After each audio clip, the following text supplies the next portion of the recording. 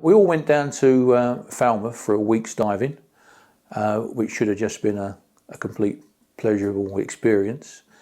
But I think it was day 2 that this all happened. The buddy I was diving with, we both got back to where the shot should have been, but it had broken away. So we had to deploy our delayed surface marker buoys. On the way up, we got separated, carried out me normal decompression. Didn't seem a problem because every now and again the boat would come over to me, I could hear its engine, everything's going as normal. When I surfaced and looked around and couldn't see the boat, you kind of think, well, I'll have another look. And then I managed to see the boat way in the distance, and I could make out people standing on the top of the wheelhouse, and I realised that there was a situation developing. Having realised that HMS Somerset had spotted me, because it just stopped dead directly opposite me, it was just relief, but you just still keep on waving.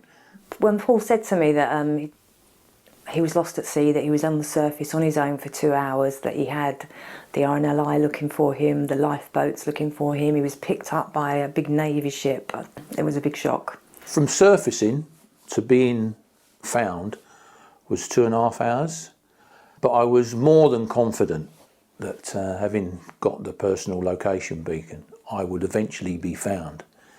It's just a small diver in a big sea is hard to spot.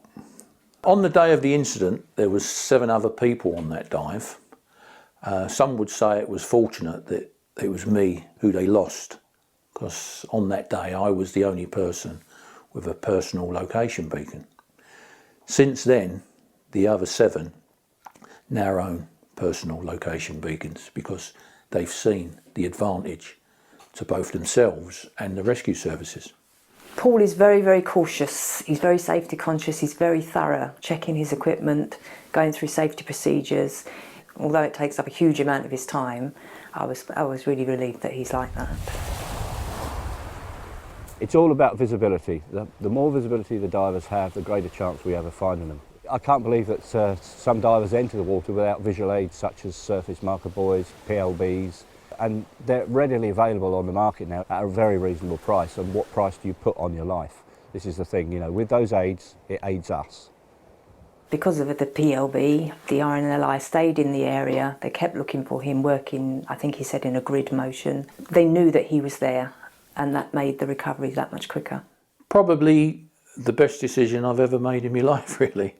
Anyone that gets off the back of a boat, it's a must. When I purchased my personal location beacon, I never thought I would ever have to use it. But I can't emphasise enough that you know, you might buy this and you might never have to use it. But even if you just use it that one occasion, it will make your life and everyone else's life so much easier.